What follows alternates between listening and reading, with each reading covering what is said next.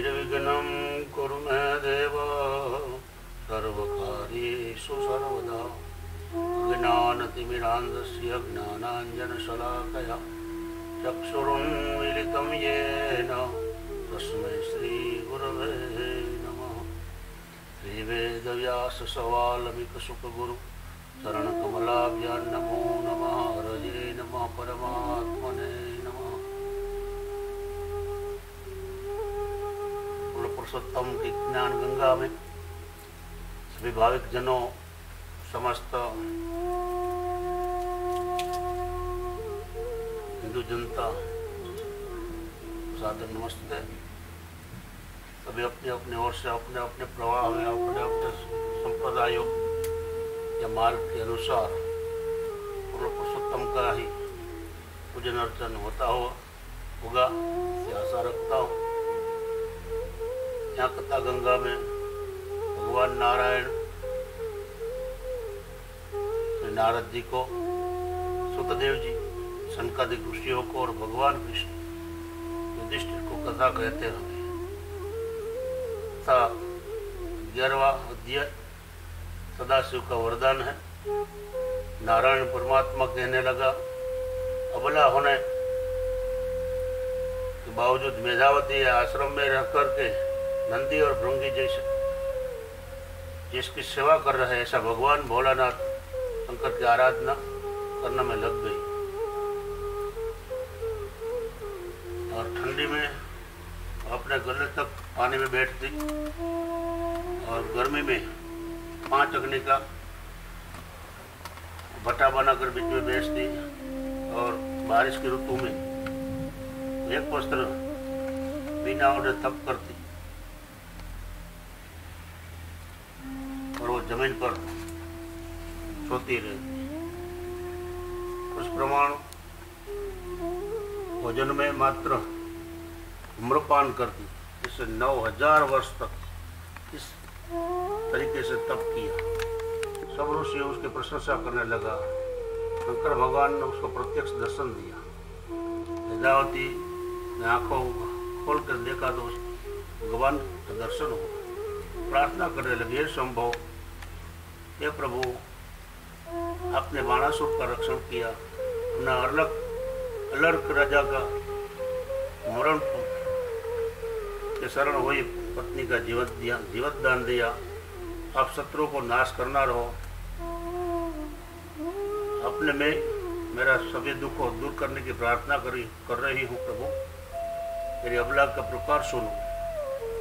वेदावती का उग्र तप से प्रसन्न होकर के भगवान शंकर ने कहा, है पुत्री, मैं तेरा तप से प्रभाव से प्रसन्न हूँ, तो तेरी इच्छा के अनुसार वरदान मांग, तेरा कल्याण होगा बेटा।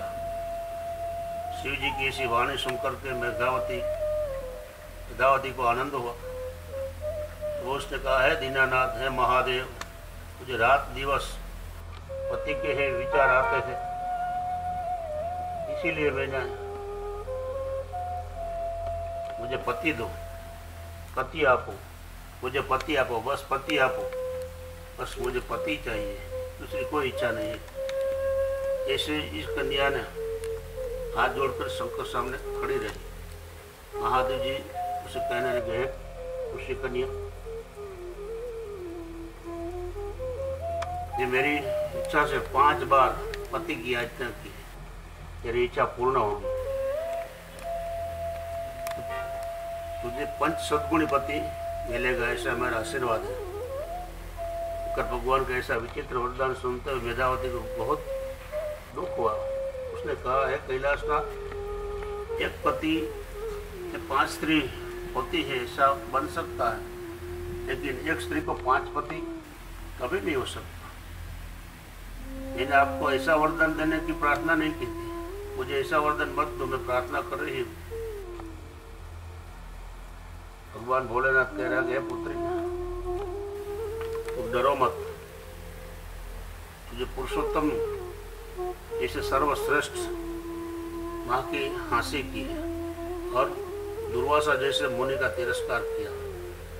उसके फल के बदले में तुझे ये जन्म नहीं, लेकिन अगले जन्म में इसे 5 पति की स्त्री बनना ही पड़ेगा। हम सभी देवताओं 30 माह का व्रत और पूजन करते हैं। तूने ऐसा पवित्र माह कि अब कोई निंदा नहीं करनी चाहिए। पुरुषोत्तम माह में भक्त की इच्छाओं पूर्ण होती है, इसलिए कर। ऐसा कहकर भगवान शिव वहां से तुरंत अंतर्ध्यान हो गए और शब्द सुनते ही मेधावती चिंता के लिए निस्तेज बन गई। हमें मांगना भी आना चाहिए। शायद भगवान कलयुग में तो मिलता ही नहीं है, लेकिन शायद किसी को मिले तो मांगने में बहुत सोच समझ कर मांगना चाहिए।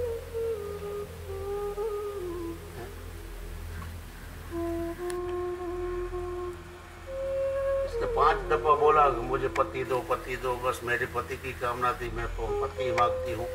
भगवान भोलेनाथ ने बोला कि जा मुझे 5 पति मिलेगा सद्बुद्धि वाले।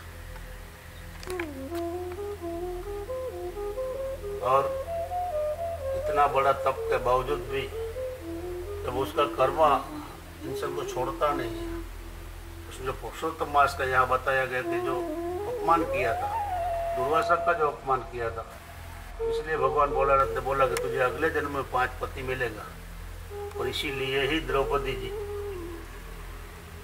पांडव की पत्नी बनी थी, इसीलिए ही कुंता माँ ये विधि का विधान रहा था। बिना देखे सोचे बोल दिया 5 भाई आपस में बांट लो। लेकिन ये बड़ी पतिव्रता सती नारी थी द्रौपदी, तो सती में उसकी गिनती होती, लेकिन किसी की निंदा के कारण उसको ये भुगतना पड़ा है। तो ये पवित्र मास में तो कम से कम जितना बोले इतना सत्य ही बोले। पहले तो मौन व्रत लेना ही अच्छी बात है, लेकिन मौन व्रत नहीं ले पाते तो कम बोले और सत्य बोले, निंदा कुटली से तो दूर ही रहे। तो ऐसे में अब ये टेक्निकली ये कथा सुना रहा है, इसीलिए उसमें उदाहरण नहीं दे सकते हैं, तो वीडियो बड़ा बन जाता। वरना ऐसे माझी लोगों के लिए बहुत बड़ा दृष्टांत हमारे पास है। तो व्रत रखना है तो कौन सा रखना है? अरे भाई इतनी साल से आप लोग रह रहे हो तो आपको पता है, फिर भी महाराज को पूछता हूँ तो मैं तो बोलता हूँ मौन व्रत ही रखना बस। इसलिए बच्चा बहू सब आपसे शांति और आपको भी शांति। लेकिन अगर ऐसा बोलेगा तो कोई माँ जी गुस्से में आ जाएगी तो महाराज मुझे मेरा मुंह बंद करने का बोलते हैं। लेकिन सबसे बड़ा व्रत मौन व्रत है। मौन जितना होगा ना उसमें शक्ति बढ़ती है।